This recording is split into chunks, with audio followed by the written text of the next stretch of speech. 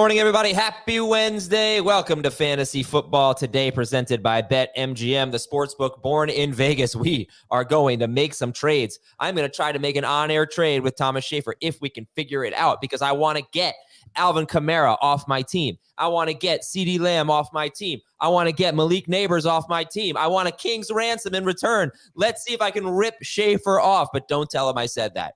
Anyway, I'm Adam. Dave, Richard, and Heath Cummings are here. Jamie will be joining us shortly. Buy low, sell high, grading your trades, previewing Thursday Night Football, which I think is the most excited I've been for Thursday Night Football all year, right? Yeah. Yes. Oh, I'm ready. You should get the music ready. What, the game of the week music? Yeah. You said I couldn't do it on a Wednesday. Who said I couldn't? You said that. Nah, you can if you want to. No, Your bit. I can't break the tradition here. Well, truth be told, I was going to break the tradition, but now I'm not. So Dave ruined that little. Good job, Dave. Sorry. All right, let's go through the news and notes real You'll quick still do it. and just tell me if there's anything fantasy relevant here. The Steelers acquired Mike Williams from the Jets. The Cowboys acquired Jonathan Mingo and a 7th-round pick from the Panthers for a 4th-round pick. The Ravens acquired cornerback Tre'Davious White from the Rams. Steelers got Preston Smith, an edge rusher from the Packers. The Lions got Zadarius Smith, an edge rusher from the Browns. The 49ers got a defensive tackle, Khalil Davis from Houston. Commanders got Marshawn Lattimore and a 6th-round pick for a 3rd and a 4th-round pick. That's pretty pricey for Lattimore.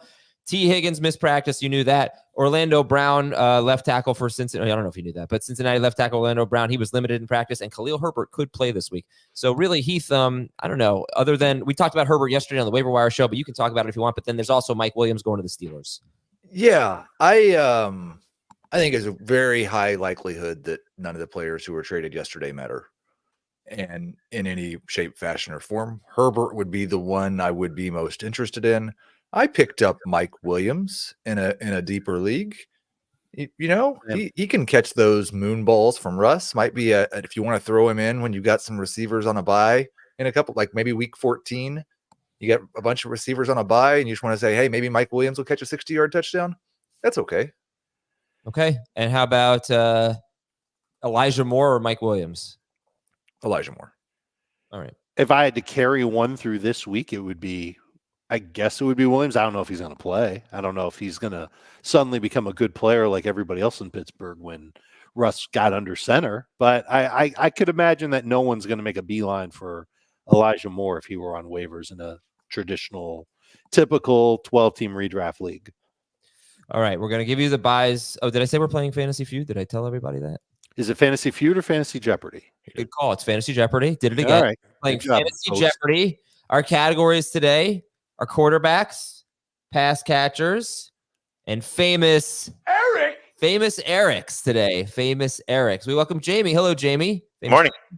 Good morning to you. CBS Sports Network. We're on 3 days a week on CBS Sports Network. Check your local listings, which go to your guide and look for CBS Sports Network and watch us on Tuesdays, Wednesdays, and Fridays at 1 p.m. Eastern. But this Friday, we're 12:30 to 1:30 p.m. Eastern. So it's an hour-long show, a little bit different than what you get here. And we have a lot of fun. It's on CBS Sports Network. And if you miss it, you can catch it. YouTube.com/fantasy football today. Just go to the videos tab, not the live tab, because those are not broadcast live. All right. Let's get some buy lows. Jamie, you've got some specific buy lows with players that you would trade for these guys, or maybe just one guy. But go ahead and hit me with a buy low, Jamie. I followed the assignment. I would buy low on CeeDee Lamb. And 2 trades I would offer, I don't know if they would get done, but it would be DeAndre Hopkins and Tyrone Tracy, and Najee Harris and Cortland Sutton. And I went off Dave's trade chart, and I overpaid for both, according to Dave. Okay, so you'd give up Hopkins and Tracy for CeeDee Lamb. You'd give up Najee and Cortland Sutton for CeeDee Lamb. Mm-hmm. Dave, is he overpaying? Yeah, but if that's what you – first of all, if you want CeeDee Lamb, I think that's the get-in price. I think anybody that has CeeDee Lamb, and as we sit here on Wednesday morning, we don't know what his status even is for Week 10. We know that he doesn't have his quarterback beyond Week 10, at least 4 games. Could be the rest of the season, the way the Cowboys year is going. So I don't think anybody should expect CeeDee Lamb to be top 3 fantasy receiver CeeDee Lamb. If you acquire him with the idea that he might be like a borderline number 1 fantasy wide receiver, then you should pay accordingly. and a good running back like Tracy or Najee, along with a solid receiver like Cortland Sutton and whoever you said with Tracy, like that should at least make you think about dealing Lamb. So I think that's another brings up a point first about trade charts is like you should have to overpay if you're doing a 2-for-1. If you're getting the best player in the deal, then you should be paying more. So I would do both of those deals, and I had CeeDee Lamb on my buy low list. I had Najee on my sell high list, so I'm crossing those off. But Nice. agree 100% with those. Yeah, Najee's a decent sell high candidate for sure because he's just played so well over the last 3 weeks. It's hard to believe that he's going to keep getting 100 yards and a touchdown every week. But this is okay. So this is what I'm concerned about with Lamb. First of all, a note in his favor. I mentioned this on the network show yesterday, but didn't mention this on the podcast. Go ahead. 5 games with Cooper Rush in 2022. CeeDee Lamb was on pace for 105 yards, just under 105 catches, just under 1,300 yards, and 7 touchdowns, and about 10 targets per game. That's very good. I would take that. I'd be happy with that going forward. But the Cowboys offense, it stinks right now. He's not even really doing that well with Dak Prescott, except for one quarter against San Francisco where they just decided not to cover him for 2 huge touchdowns. He is struggling. They are struggling. And he's got a shoulder injury, and they're almost out of contention, and their quarterback is going on IR. So, I think that like I said at the start of the show, I kind of want to get Kamara and Lamb off my team. These are 2 guys who I think could be great, who still have a lot of value right now, but who are playing through an injury. Lamb's got a shoulder, Kamara has a broken hand, and whose teams are veering towards not being contenders. What's going to happen if they're completely out of the playoff picture and playing hurt in the fantasy playoffs?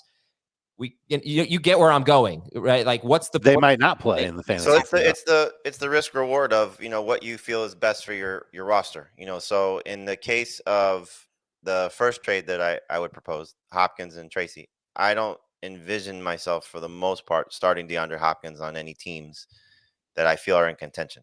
He might. Injuries, continues to play like this, there's certainly a path to him doing it. But just the way that I would look at my roster, I would look at him based on how I acquired him, most likely, whether draft or picking up off waivers after he was cut, as not a difference maker like Lamb could be. And Tracy, the reason I use someone like him is he was mostly a late round pick or a waiver wire ad. Again, someone that was more of a luxury on your roster as opposed to a must-start player. And you're looking at this from a position of strength. You're not looking at this as a 500 team, sub 500 team. You're looking at this if you're trying to acquire CeeDee Lamb or Alvin Kamara as a team that's playoff bound with championship aspirations. So you want pieces like that to put you over the top. Are those the best pieces? No, because of the way that you're outlining it. But people aren't giving up those top end options unless they're have flaws, and these guys have flaws. So the hope is CeeDee Lamb plays through his injury, produces well enough with Cooper Rush, and Dak comes back. You obviously have to look at it from an optimistic standpoint if you're trying to trade for him. Yes, you do. All right. So Jamie's buy low is CeeDee Lamb. He gave you a couple of examples of what he would do. Heath, do you have any buy lows? I do, and I am still buying low on Breece Hall. I love the playoff schedule. I love the volume. He's still touching the ball nearly 20 times per game. I still think on a week-to-week basis, he has an opportunity to catch 5 passes. Would not be surprised if he's a top 6 running back for the rest of the season. And I would trade, and you could probably get something Breece Hall and something, but I would trade the running back that Breece Hall is facing this week, Joe Mixon, for Breece Hall. Because of Mixon's playoff schedule? Because of Mixon's playoff schedule. And Mixon still has a bye, and Breece Hall does not. Okay. That's another thing that people need to make sure you check the schedules. When you look at Breece Hall, do you try to factor in you can get his handcuff? And that's a little bit of a safety valve. I think he is one of the handcuffs that I would really like to have. And I misspoke. Breece Hall also has a bye in week 12. Because I think Braylon Allen would be awesome if something happened to Breece Hall. I don't think Breece Hall is more I think probably if I was guessing, I would say Mixon's more likely to miss time than Hall is. Right. That's my point. Right. Is you see Braylon Allen sitting on waivers, and you see, okay, I want to try and sell high on Mixon and buy low on Breece Hall, but I'm going to make sure I get Braylon Allen because I know I have that backfield locked up. Yeah. Well, Breece Hall has a great schedule coming up. All right, so CeeDee Lamb, Breece Hall, Dave, who we got? Buy low. Buy low on Jordan Love going into his bye week, so you can't use him this week, but the manager that has Jordan Love will probably happily trade him to you, and I think you can get him at a pretty good discount right now. We know what his upside is. He should be healthier, and hopefully he plays better when he's not gimpy in the rain against the Lions. I just think that there's so much upside with him compared to like all but 6-7 quarterbacks around the league. And again, the discount is what matters here. So like in a non-PPR league, I would imagine you could give JSN, DJ Moore pretty easily. PPR, I would rather have those wide receivers than Jordan Love, so the price tag would move down. Dobbs, Keon Coleman, that's where they are on the trade chart. I've got Brooks neck and neck with Jordan Love in PPR. You'd rather have JSN than in PPR than Jordan Love? Yeah. Well, okay. I mean, that's interesting because I would, JSN's been pretty bad, he's been okay. And I think at least in PPR, you can flex him. I mean, I think that what he did last week is hopefully going to earn more targets. Right. But we said that after week 2. Yeah. But what he did last week was different. I mean, he was making plays downfield. He had 70-ish yards called back on penalties. He was absolutely awesome. It was a game without DK Metcalf. Yeah. So why? But the situation's kind of changing. So we can't rush JSN up the trade chart. And why wouldn't you give him up for Jordan Love, who could be a real difference? I would in non PPR. In half PPR, I would too. But in full PPR, I just think that there's enough value there, and certainly some upside there that I'd rather go for a cheaper piece. Does Love have one of the worst starting quarterback schedules left? I did this on. Let's see. Let me get my at Chicago, San Francisco, Miami, at Detroit. Who knows what Seattle? Yeah, I've got him graded. I think he's okay in the fantasy playoffs. I've got him 12th in the fantasy playoffs and 17th, so a little bit below league average the rest of the way. But I also see an offense that is going to be aggressive no matter what, throwing the ball, and he's got so many weapons to go to. So even like really good pass defenses are going to have a hard time with Love. And I think also, look, on paper, it's not good. We don't really think the Dolphins or the Saints are that good. I don't want to They're not. The Saints definitely aren't now. Yeah, the Saints are 7th against quarterbacks. The Dolphins are 3rd. And I think we're seeing that those are, and especially the Saints just traded Lattimore. Right. We're seeing those are not as tough as they are. Right. Unless teams just run like crazy against New Orleans and then the quarterback doesn't have to do much. It's always a game script possibility. All right. Let's talk about BetMGM. If you haven't signed up yet for BetMGM, use the bonus code FANTASY, and you're going to get up to $1,500 first bet offer on your first wager with BetMGM. So here's how it works: you download the BetMGM app and sign up using the bonus code FANTASY. Deposit at least $10 and place your first wager on any game, and you'll receive up to $1,500 in bonus bets if your bet loses. Just make sure you use the bonus code FANTASY when you sign up. Quick break. We'll talk more trade after this. Baby, we are gonna start a fire. From world-renowned clubs simply devastating to worldwide stars. Wrexham have done it. This incredible ride continues. The English Football League on CBS Sports Network, and stream every match live on Paramount Plus. All right, welcome back. Did anybody want to throw in some more buy lows? I have a couple more names. Go. Start with Amari Cooper.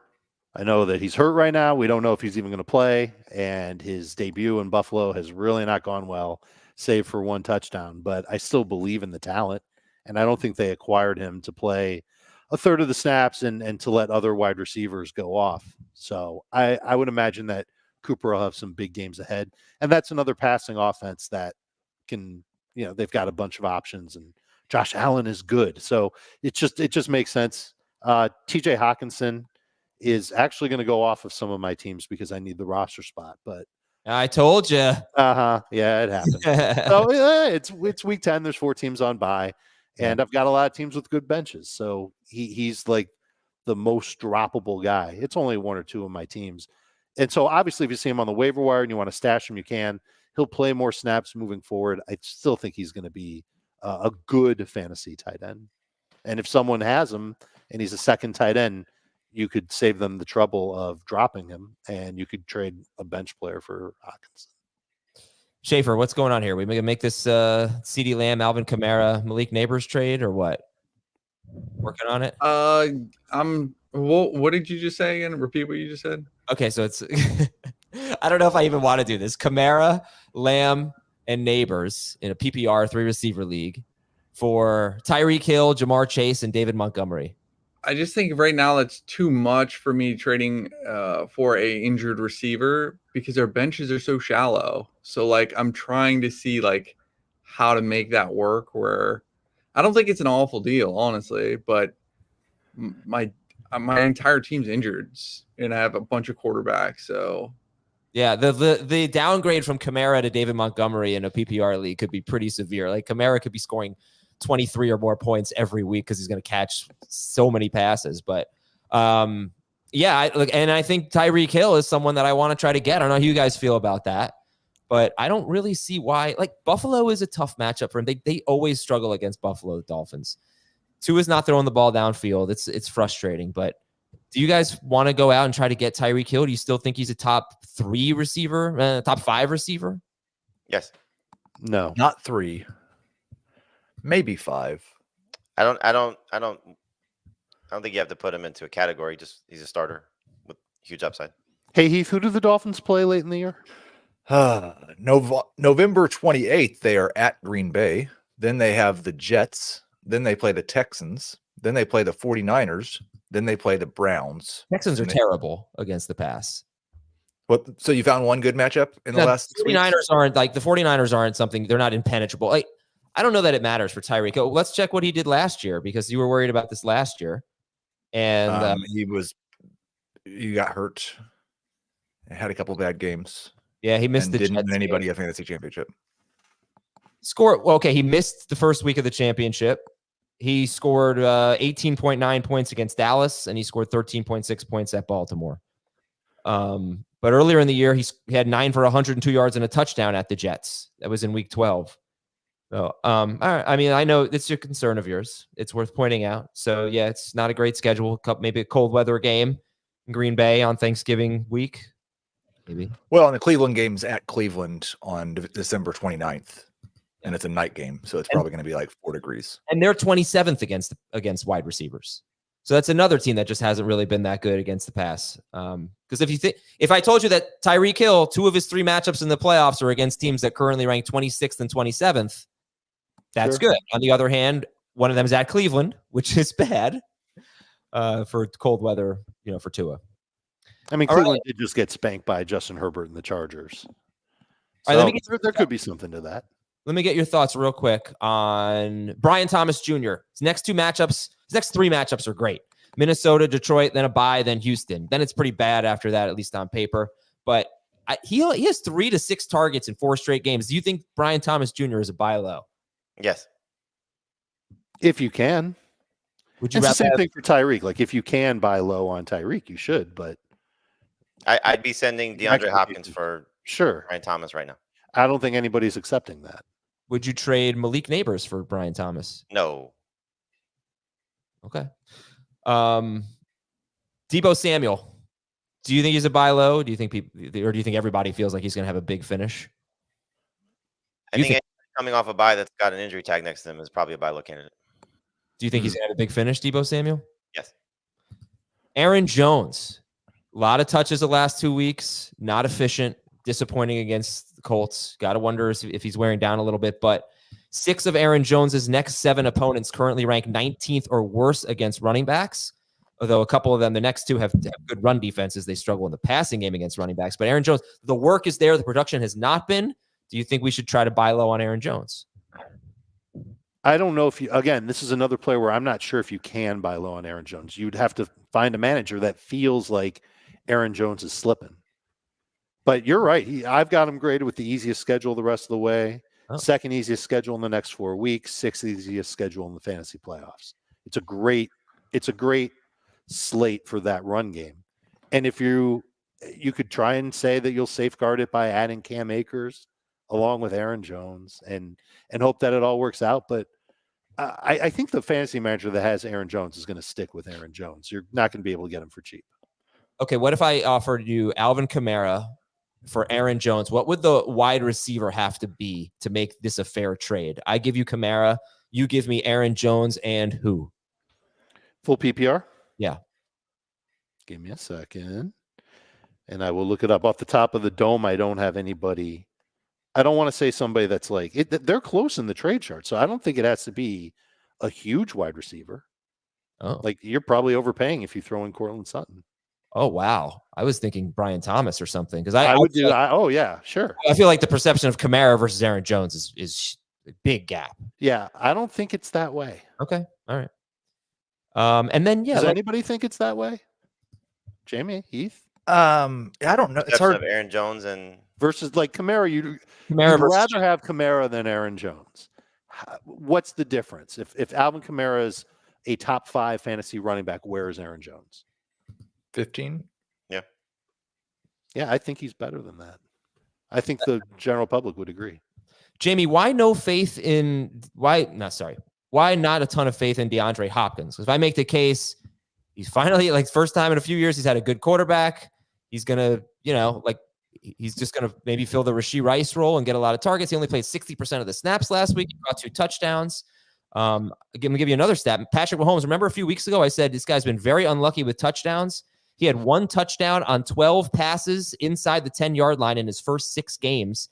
In his last 2 games, he's thrown 11 passes inside the 10-yard line. Now 5 of them have gone for touchdowns. What if I'm sitting there going, finally, this is what DeAndre Hopkins needed. This is what we saw. This is what we got. This is what we're going to get going forward. At least a must-start guy. What's wrong with that argument? 2 words. Tampa Bay. And Las Vegas. Well, for Mahomes anyway. I mean, it's not that I don't have faith in DeAndre Hopkins being a potential top 30 wide receiver. It's that I'm trying to maximize his value right now and traded it for something that I think is better. Okay. All right, let's do some sell highs. Dave, you can start. Patrick Mahomes is a good candidate coming off of a 3-touchdown game. I think Jamie said yesterday on one of our shows that this was the first time all year with back-to-back games north of 20 fantasy points for Mahomes. Yeah. He did it against the Raiders and the Bucks, and now he's taking on Denver next week. He will have some other tough matchups down the line, and I think you can't help but view him now as, right back as a starting fantasy quarterback. But there are a lot of those. There are a lot of guys that can qualify for that, and so if you can get somebody to overpay a little bit for Mahomes, package him in a deal. Where's he at? Because you said a top 12 quarterback. I ran a Twitter poll yesterday, and I think it was like 55% of people said somewhere between QB6 and QB12. I've got him. He's 7th on the trade chart. It's pretty high.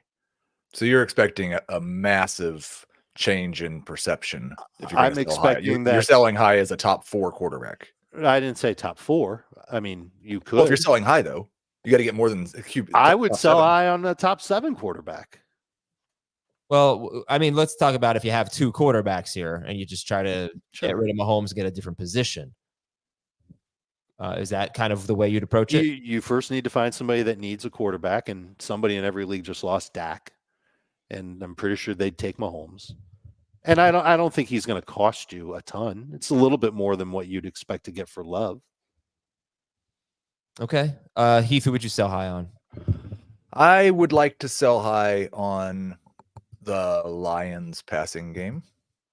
They've got it playing awesome and extremely efficient. They've got an awful schedule in the fantasy playoffs. I'd like to sell high on DeAndre Swift. That's an interesting one. How come? I don't particularly like. It's kind of been this. I guess it's just the story of DeAndre Swift's career. Like it's always been, whenever things are going well, it's time to sell. And whenever things are going bad, he's going to make a comeback. And things are going well from DeAndre Swift right now. And so the history of DeAndre Swift tells us that things are about to turn for the worse. It's an interesting point. Now, when you say you want to sell high on the passing game for the Lions, you want to sell high on Amon-Ra St. Brown? I do. I don't like he's, I think, wide receiver 10 for the season. The perception coming into the year was he was a top 5 or 6 wide receiver. I don't think the way he's done it so far this year is particularly sustainable. And so if you can get someone to value, like you talked about Brian Thomas Jr., what can I get in addition to Brian Thomas Jr. from Amon-Ra St. Brown? Can I get another starter somewhere? Would you take Brian Thomas Jr. and Tyrone Tracy for Amon-Ra St. Brown? All right, you're thinking about it. We're in the ballpark. Okay. Jamie, who do you want to sell high on? I mean, I said it right. DeAndre Hopkins. I don't know how much more we need to discuss. No, that works. But you guys aren't really buying into the idea that Patrick Mahomes is starting to be Patrick Mahomes again. I'm not saying he's going to be on like a 5,000 yard pace, but that he's got Kelsey and he's got Hopkins and he's playing pretty well right now. And I know Denver could be tough, but let's say after that, like you're not. I think again, it's these are two players. Mahomes, if you're still winning in spite of him, so you probably just ride with him. But I'm going to check what his start percentage is. It's still pretty high. It was the short-term schedule's really good for him. His start percentage is 85%. So, okay, so there's still a small percentage of people that are benching. But what I would be looking to do is if you can trade these guys while they're coming off these amazing performances, back-to-back strong games for Mahomes, first time all season. Best game for DeAndre Hopkins since that Atlanta game last year with the Titans, where he went nuts with Will Levis. So you're just looking at it and saying, okay, can I turn these guys into what I would feel as better players? So if you value Jordan Love more so than Patrick Mahomes, and you have another quarterback to get you through this week, then you trade Mahomes and something for Jordan Love and something. In the case that I gave you with DeAndre Hopkins, like if I could turn Hopkins and a running back into CeeDee Lamb, I'm going to try and make that trade because I think CeeDee Lamb's ceiling is much higher. So, I'm just trying to maximize the value of those guys. If I don't get any trades that are significant where I'm getting better value, then I'm just going to ride it out and hope that, to what your point is, Adam, that we're starting to see Mahomes be Mahomes and he's getting a receiver who's productive and a receiver that's getting a quarterback that he's never had before. I want to get your thoughts on a couple of other players here. First, Isaiah Pacheco, as we stay on the Chiefs. Because I've kind of been thinking, man, like if Kareem Hunt is doing this, what is Isaiah Pacheco going to do? But I don't think I've really taken into account that Isaiah Pacheco is going to be recovering from a broken leg. And this could be really tough. I'm not an injury expert, so I don't know how it compares to Tank Dell and Tony Pollard and all that. Those were kind of like those were longer recoveries. And Kareem Hunt, is he doing enough to have a role? But I just feel like in a world where Pacheco hadn't gotten hurt, he could be a top 5 running back right now. He'd be dominating. Right. So what do you guys think about him if he comes back in, let's say, 2 or 3 weeks? I think you have to buy extremely cheap because you made a very good point that I do think overlooked a little bit. Like his goal is to get back by late November. He might not be Isaiah Pacheco until the playoffs, not the fantasy playoffs. January. Chiefs are going to have absolutely no reason to rush him back unless something goes terribly wrong in the next couple of weeks. So if I'm buying, it's at a bargain basement, not a starter. I'm not giving up a starter for him. And just like Mahomes, the schedule is a little dicey, more so for Mahomes than it is for the running backs in the next 2 weeks, 4 weeks, 2 weeks. The next 2 games for them, little dicey. It's Denver and Buffalo. Then after that, it's Carolina and Vegas. You're going to love those 2 games. And then it's a little tougher when you get to the fantasy playoffs. I mean, I think we're making the case to sell high on Kareem Hunt here too. Just knowing that when Pacheco comes back, I imagine he gets eased in. I don't think they shovel 15 touches onto him and his recovered leg so quickly in late November, early December, whenever he comes back. So I really agree with Heath. If you're going to trade for Pacheco, he almost has to be a throw-in in a deal. And I don't think anybody that's been holding on to Pacheco this long will do that unless they're desperate for starters now so that they can pick up some wins and, come back from 4 and 5, something like that. And then I want to ask you about one more player who is, I believe, let me take a look at the updated analytics. And I'll just say what the player is because this is bad. It's Malik Nabers. And I think he had like the highest open score on the ESPN wide receiver or any receiver analytics. It's like a 99% open score or something. And so he's open all the time. And he's getting a ton of targets, right? He's got 24 targets in his last 2 games. But in his last 3 games since the Andrew Thomas injury, 8.1, 14.1, 14.1, 14.9 fantasy points. A lot of catches, but not a ton of yards. I don't know that Daniel Jones is around for much longer. Especially if they lose this game, they're on the hook for a big injury, a big number if he gets injured, like $22 million or something like that. It's the same thing that happened to Derek Carr 2 years ago, and the same thing that happened to Russell Wilson last year. I would have had more faith in Drew Lock, but that guy looked horrible in the preseason, and he looked awful when he came in earlier in the regular season. And I have no faith in Tommy DeVito. So how are you guys feeling about Malik Nabers? Because I could see case for buy low. This guy's getting targets. He's getting open, and he has a great schedule coming up. It's awesome. I can see the case for get him off your team now while he still has max value. I'd like to buy low from you. I'm not sure anybody else is as skeptical about Malik Nabers' rest of season as you are. Like I think he's a top 5 wide receiver this week, and he's probably I'd rather have him than Tyreek Hill. Would you rather have him or Devontae Adams? Oh, rest of season, you'd rather have Nabers than Hill? Yes. Do you have Tyreek? No, you don't. I don't. I'll make you that trade if you want in the Superflex League. Nabers for Hill. It's a fantastic schedule, and I don't like the Giants are playing against Bryce Young. Then they get a bye, so they're gonna have Dable gets 2 weeks to get ready for Tampa, and then you're playing against Cooper Rush, and then you're playing against the skeleton of what's left of the Saints.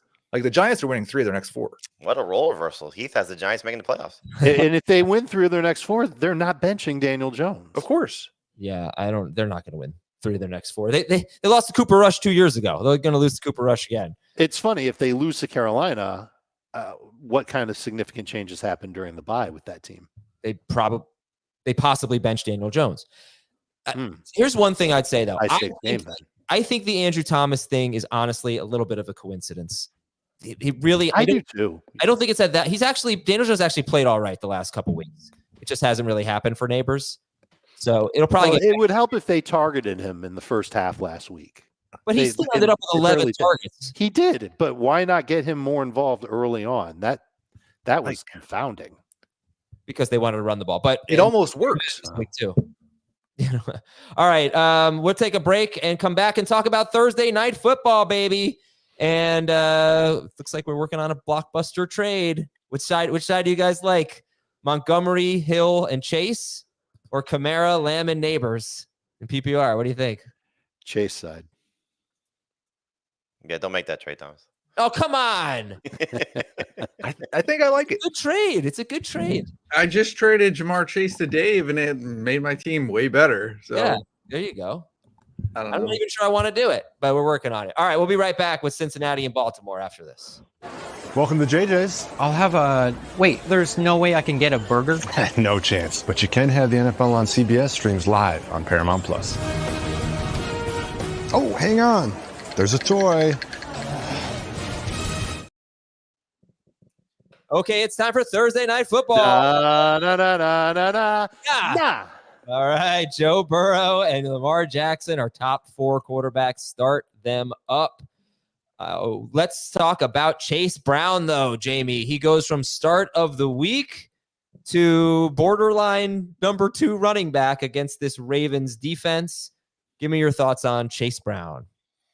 It's a tough matchup, obviously, and we'll see if he's able to, continue to get the work in the passing game, which I would be surprised if he doesn't. Just, Khalil Herbert joining the roster. I don't think he's going to all of a sudden step in and they're going to trust him to run routes right away. So I think Brown's, a starter. It's another good week for running backs, even with the teams on a bye. So it depends on what you're looking at and who you have. I just hope that he, continues to come through. And you said, tough matchup. He did score against the Ravens in the first matchup. He caught a touchdown in that game. Mm-hmm. So, for the most part, I think you're still starting him. It's just a matter of, when you're looking at a rank list, there are a lot of other players, I think, that are just in some better spots that have, chance to be just as successful. So most weeks he'd probably be ranked a little bit higher, but I'd be starting. Tyrone Tracy against the Panthers or Chase Brown? Tracy, just a better matchup. Agreed. Yeah. There's 4 running backs that have at least 15 PPR points against Baltimore this year. 2 of them are the Bucs running backs who had a slew of targets 2 games ago. So is Chase Brown going to get 4 targets, 5 targets, 4 catches, 5 catches? I don't know if that's necessarily in play. He did last week, right? He had 5 catches, and the Ravens allow the 4th most receiving yards per game to running backs. So this is, you throw on Baltimore. And that's going to be some catches out of the backfield for Chase Brown for sure. But only no running backs rush for more than 52 yards against the Ravens. That's yikes. That's insane. And I know they're giving up like 3.2 yards per carry, something like that. So very good run defense. Only 4 touchdowns to running backs on the year. So easier to start in PPR. Okay, so he's got a shot at 4 or 5 catches this week. That's cool. I don't think that necessarily helps his chances that much of getting to 100 yards or finding the end zone again. He's a number 2 fantasy running back.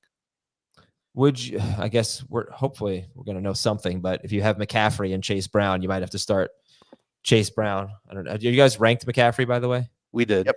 Yeah. Okay. He's not a certainty to come off IR, right? Right. No, but the fact that he's practicing and that there's optimism, this is the most optimistic we've been about Christian McCaffrey since mid-August. Well, no, we were pretty optimistic he was going to play week 1. Okay. Early. Yeah, that's true. That's true. Would you start Chase Brown or James Conner against the Jets? Conner. Chase Brown or DeAndre Hopkins against Denver? Brown. Yeah. Brown. Chase Brown or Josh Downs against Buffalo? Downs. Half PPR. Let's go. Half PPR, I'll go Chase Brown. I might go Brown in half. Okay. And honestly, if we're going to pencil him in for 4 or 5 catches, I would probably end up taking Brown in full PPR too. Start Jamar Chase, and we're not expecting T. Higgins. So that brings us to Mike Gesicki. Top 7 for all of you. I think top 6 in full PPR. Gesicki or Pitts? Gesicki. As long as there's no T. Higgins. Yep. Okay. Gesicki or Ingram against Minnesota? Gesicki. Yep. Big Mike. If you want to go read some Jacob Gibbs tweets, I believe. Well, there are some weird things going on with Gesicki. Like, he's not a full-time player. He's really more of like a third down, passing downs part of this Cincinnati offense. Had the third most routes last week as an example. But it's something like 7, almost 8 targets per game in his last 3 without Higgins, and at least 12.6 PPR points in each of those games. And Baltimore's not great against tight ends. You talked about that. Yeah. But I was going to say about Evan Ingram, just a little off subject. If you want to read some Jacob Gibbs tweets, I think he said that Evan Ingram's first read target rate went way up in the first game without Christian Kirk. So that might be a sneaky buy low at tight end. Sure. Okay. All right. That's it for the Bengals. Start Lamar Jackson, start Derrick Henry. Is Justice Hill a top 30 running back this week? No. Just outside for me in PPR. How are we feeling about the Ravens wide receivers? There's only one. Give him his flowers. This is an easy game. Zay Flowers is top 8 for you guys, 111 or more yards in 4 of his last 5 games. Including against Cincinnati in week 5. I think that was the number, was 111. Very curious to see what that whole 2 receiver set with him coming off the field thing was. I hope it doesn't continue. And then how about Mark Andrews, Heath? How are we feeling about Andrews? And I guess I'll throw Likely in there as well. Yeah. He's back in the being faked in the rankings discussion. I think he's tight end 17 in my projections. I've got him tight end 11 in the rankings. I'm probably just starting him, but it's entirely like a very, very touchdown dependent tight end. I still don't think he has a game this season with more than 5 targets. The nice thing is, if you're going to be a touchdown dependent tight end, you might as well play on the best offense in football. Exactly. 5 targets is pretty much all he needs most weeks. How about and Likely hasn't practiced each of the last 2 days. Okay, we'll keep an eye on that. Hunter Henry at the Bears or Mark Andrews? Henry.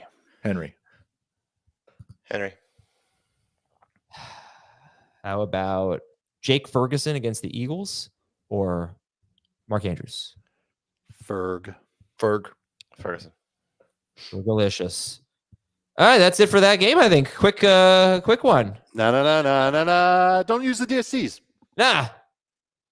And you know what? We were going to do some Grade the Trade. We will do that, but Heath has to leave in 10 minutes. So let's play some Fantasy Jeopardy. You guys ready? I'm fired up. All right. We've got quarterbacks, pass catchers, and famous Erics for $200, $400, and $600. Heath, I'm going to let you have the board. Famous Eric's for $600, please. Wow. Okay, going right for it. He caught 11 to 13 touchdowns in in 3 out of 4 seasons. Heath. Yes. Who is Eric Ebron? Sorry, too loud. Sorry, everybody. Okay. Not Eric Ebron. He caught 11 to 13 touchdowns in 3 out of 4 seasons from 2012 to 2015. Dave. Who is Eric Decker? Correct, Dave. Famous Eric's 200. Respect his authority. Dave. Dave.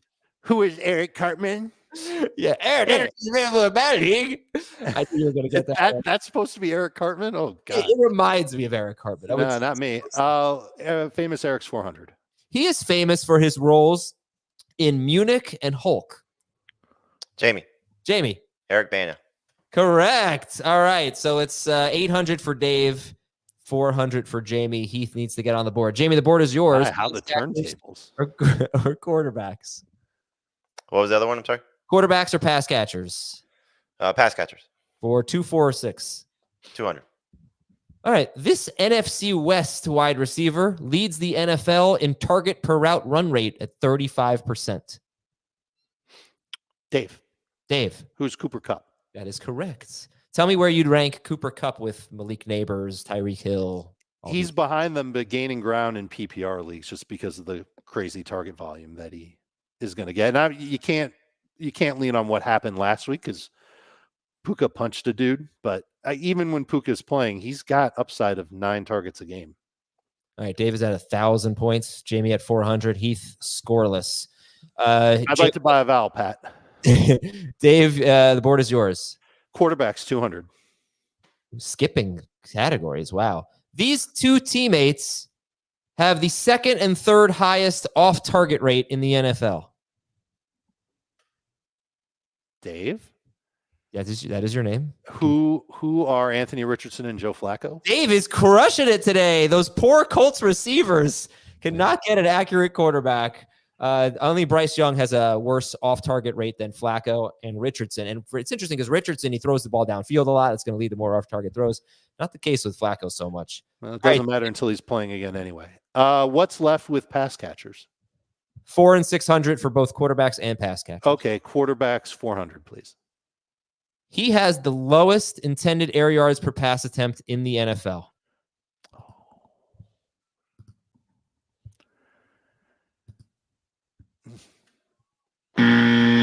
Heath. All right, fine. Heath. Patrick Mahomes. 2nd. Ahead of only. Do I lose points if I guess incorrectly? No. Dave. Kyler Murray? Go ahead, Jamie. Take a guess. Daniel Jones. It would be Tua Tagovailoa. Yes, that makes so much sense. 5.8 intended air yards per pass attempts. It was 9.5 and 7.7 the previous 2 seasons. He's just getting the ball out quick and throwing it short. That's perfect for Tyreek Hill. I know. It's got to change. All right, Dave, the board is still yours. Quarterbacks 1,200. Just letting you guys know, you got to start winning here. We still have 1,600 left on the board. He leads all quarterbacks in explosive pass plays per dropback. Heath. Who is Sam Darnold? Oh, doctor. You look like you're looking at advanced metrics right now. Yeah, I thought explosive dropbacks. Actually, if you read the quarterback preview, you will see that one of the numbers to know is that Sam Darnold leads all quarterbacks in explosive per dropback. Okay, good stuff. I read it. That's why I put it in there. That's where it came from. Right. All right. Heath is on the board with 600. I think Dave has 1,200. Jamie has 400. You're not even keeping track of how much I have? Yeah. Are you? No. It's not the easiest. I'm not the host. I have 600. You have 600. Yeah. Okay. And you have the board. 400 and 600 left for pass catchers. Let's go 400. This tight end had 3 green zone targets and 1 touchdown in his first 7 games, and 4 green zone targets and 3 touchdowns in his last 2 games. That's really random, but it isn't. What? But it's not though. So 3 touchdowns in his last 2 games. Yeah, and 4 green zone targets. First 7 games, he had only 3 green zone targets and 1 touchdown. Jamie. Jamie. Kyle Pitts. Heath. David Njoku. Dave? Yeah, I don't think it's Gesicki because I don't think. Come on, Aaron Johnson in the chat has it. It's Good Cade job, Otton. Aaron. Cade Otton. And it's All interesting to think about that, right? Because Give Aaron the points. who's got the most end zone targets in the NFL? I know I'm talking about green zone targets. I believe it's still Mike Evans. What happens? Mike Evans goes away. 3 touchdowns in the last 2 games for Cade Otton. Just something to think about. It might only have I'm more sick games. that I didn't get that one. Yeah. Has Evans missed 3 games now? 2. Or 2? 2. Okay. So 2 more games. But like 2.5. He doesn't have to miss 4. Oh, he's not on IR. That's right. He's not. He could be back this week if he wanted to. All right. So Heath, you can tie with this one. Okay. Otherwise, Dave wins. These are the top 3 wide receivers per game in PPR, and they are all currently injured. Per game? Yeah. Jamie. Chris Godwin. Nico Collins. No way. And who else is injured? It's not Brandon Ayuk. 5, 4. CeeDee Lamb. No. I was going to guess that. These are the top 3 wide receivers per game in PPR, and they are all currently injured.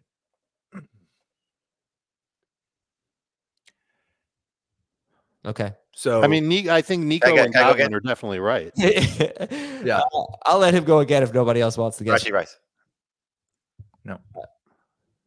That is correct. However, I was hoping you were going to get it right and say Rashee Rice because you didn't say who is for any of them, and I was going to give you the wrong buzzer for that. But the answer is, or the question is, Godwin, Nico, and Rice. Rashee Rice. Correct. Yes, it is. No, it's not. What are you talking about? Rashee Rice is averaging 16.2 fantasy points per game. He is. He's like wide receiver 12. What's Justin Jefferson averaging? No, I was saying to Adam, what are you talking about? Right. Yeah. You know what happened, right? You forgot a filter or something? No, I'm using a website that didn't count the game he got hurt in because he didn't have any targets in that game. So that is on me. All right. Would you like to guess again? But if you remove that game, he's number 1. Okay, Heath, go ahead. Nico Collins, Chris Godwin, and Justin Jefferson. Incorrect, because Justin Jefferson is not hurt right now, so nobody gets the points. What a disaster of a question here. All right, I'm going to do one more. For the record, CeeDee Lamb is 6th in PPR points per game at 18.5. I'm going to do one more here. According to Adam. Yeah, right. According to Adam, he's all right. He is 28. $600 reduce. He is 2nd in receiving yards at wide receiver behind Justin Jefferson. Could that be Nico? I don't Receiving know. yards total? Yeah, you have to buzz in. And Heath. Who is Jamar Chase? Oh, Heath with the tie at the buzzer. It is Jamar Chase. Congratulations. 2nd in receiving yards. One of our best rounds of Fantasy Jeopardy, which is saying something. We'll finish off with some grade the trade I've here. never wanted to play who has more any more than right now. Yeah, who has more Heath, who has more touchdowns? Derrick Henry or the Miami Dolphins? Derrick Henry. Correct. 13-12, I believe. So that was Final Jeopardy. No, I that was got that one right 24 hours ago. That was stupid Jeopardy. All right. See ya. All right, he has to run. So we'll grade your trades. I asked y'all on Twitter to grade your trades, ones that you've already made or ones that you're considering. Jewel says Deebo Samuel for J.K. Dobbins in PPR. Deebo Samuel for J.K. Dobbins? Yeah. C. I think that's pretty even. Yep. LFG. I mean, Dobbins might have a little bit of a nudge because he's a running back, but it's close. Close enough. LFGM says, what's that mean? Yeah, it's a Mets. It's for the Mets. Dobbins for Terry McLaurin in PPR. Your language this week is just awful. That's just like the first trade for Dobbins. It's close. Yep. I've got McLaurin a little higher. See. So that means you like McLaurin a little bit more than Deebo. I do. McLaurin and Dobbins are tied in non-PPR on the chart. Benjamin David says, I get A.J. Brown and Quentin Johnston. I give up DeAndre Hopkins and T. Higgins. That's a win. The only reason I won't give it an A+ is because there is this vague knee injury that they say isn't a big deal, but it's something, right? with AJ Brown. It's got to factor it in a little. Hey, can we give it just an A? Sure. Okay, thank you. From Be a Fan. F and A, baby. Considering trading away McLaurin to get Tony Pollard and Cedric Tillman. Fine. B plus. Yeah. From Newtel, I give up Chris. Yeah, I wish. I give up Christian McCaffrey. I get Marvin Harrison Jr. and Kareem Hunt in PPR. I don't think that's enough. I don't like it. Yeah, D. That's almost as bad as Heath's trade of McCaffrey. Which was what? Aaron Jones and Wan'Dale Robinson. Wan'Dale. Not that bad. I mean, listen, if you were not on the other side of that trade, you'd be screaming to No, the high heavens. I can't believe that trade happened. No, I wouldn't. I'm less confident in McCaffrey, I think. No, I wouldn't say I'm more nervous about a flare up. Not so much a workload, maybe in the first week, but like they're gonna give him the ball. But guys, these can't stay healthy right now. And Aaron Jones is the picture of health. All right, this is from GS. Gave up Justin Jefferson and Najee Harris for Saquon Barkley and DK Metcalf. C minus. Give me it one more time. Jefferson and Najee Harris for Barkley and Metcalf. Yeah, We Barkley just sat here and Metcalf said is better. If we were drafting today, Barkley would be the number 1 overall pick. So Right. Yeah. It's I'd rather have the relatively Barkley even, side. but Okay. Yeah. Metcalf is a person I'd point out that kind of what I said about Patrick Mahomes and him throwing in the green zone and not getting a lot of touchdowns. And that is, he's regressed to the mean there. Geno Smith might be another guy that could do that. He's another guy who's had some kind of bad touchdown luck. And every year of his career, DK Metcalf has been top 4 in end zone targets. This year, it's not even close. So he's just not getting them. different system though. But they're just not throwing that ball the ball that much in that area. But I just wonder if some more touchdown, like for a guy who's leading the league in passing yards, Geno Smith has, what does he have, like 10 touchdown passes or something? Yeah, it definitely feels like there's some positive regression coming, and the offensive line is expected to get a little healthier coming off their bye week. And for God's sake, can they work on their center quarterback exchange? It's so awful. Connor Williams keeps snapping it over his head, stepping on his foot. Like, get this together, man. That's the easiest guy to fix coming out of the bye. Find a new center. Yeah, so you lead the league in passing attempts, you lead the league in passing touchdowns, and you only have 11 touchdowns in 9 games. That's Geno Smith. Yeah. All right. Taylor gave Jalen Waddle and Deontay Johnson. Great job. For Mike Evans. Great job. Yeah, that's good. Let's see. Jeff gave up Devontae Adams and Aaron Jones for Amon-Ra St. Brown and Isaiah Pacheco. I think I like the Adams side a little better. C minus. And Tony Leafs gave up Devontae Smith and Josh Downs for Tyreek Hill. I think it's too much for Tyreek Hill. B plus. I love it in a 10-team league. Huh? I love it in a 10-team league. I mean, look, you're gambling also. What does Devontae Smith look like when AJ Brown and Dallas Goedert are healthy? Yeah. So that's what if the Colts decide to go back to Anthony Richardson after what Joe Flacco looked like last week? Like Devontae Smith and Josh Downs for Tyreek Hill was a trade. We're kind of on the fence there. From Alejandro, Brian Robinson Jr. for Malik Nabers. A plus. I'd rather have Nabers. I would also rather have Nabers. Read some from YouTube here. What? All right. McConkey for Pollard. Yeah. Good trade. I'd rather have Pollard. Yeah, hell yeah. Dobbins for Zay Flowers and half PPR. Rather have Flowers. I would too. Gave up Cooper Kupp and Bucky Irving for Saquon Barkley. A plus. Nice job. Is it really an A plus? Is Kupp not an elite player? He is, but Barkley is the elite player. Elite. He's elite with a 1 for the eye because he's the number 1 pick. Gave up Brian Robinson Jr. and Michael Pittman for Breece Hall. Oh my God. Heck yeah. Yeah, Breece Hall is the winning side there. Easy. Gave up Kareem Hunt and George Pickens. Wow, that was a great buy low for Breece Hall. Yeah. Gave up Kareem Hunt and George Pickens for David Montgomery and Austin Eckler. C minus. I think it's pretty close to even. I think right now I'd rather have Pickens and Kareem Hunt. Okay. I definitely would. But look, if Ryan Robinson misses weeks, then it's a different story. Yeah, Are we you don't know. guys downgrading Pickens at all with the Mike Williams edition? Not a Not a smidge. Giving up DJ Moore and But Michael. boy, did Van Jefferson take a hit in the rankings. Giving up DJ Moore and Michael Pittman for James Cook. Love it. Great job. A-. Yeah, it's a good one. Thinking about sending Gibbs and McConkey for Barkley. Jacob?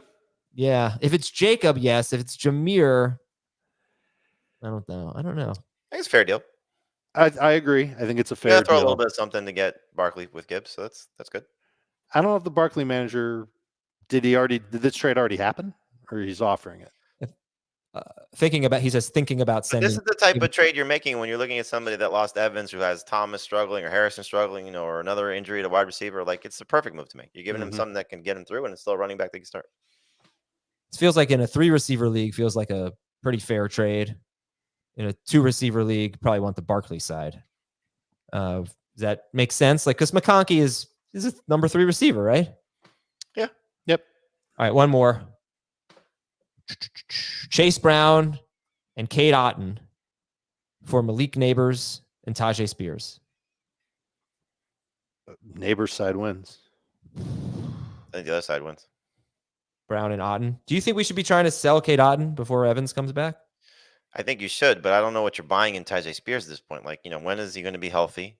And he's still a backup running back, so you're basically trading a potential league-winning running back and a tight end that he's going to lose value when Evans comes back, but how much? I mean, Godwin's not coming back, so I guess I take it back. The Otton side is higher on the trade chart in full PPR. All right. Thanks for your trades, everybody. Love to see that you're wheeling and dealing. That's good stuff. You want to talk more trade? Head on over to FFT Express. We'll be looking at the most traded players in CBS sports leagues, and we'll talk to you tomorrow on Fantasy Football Today.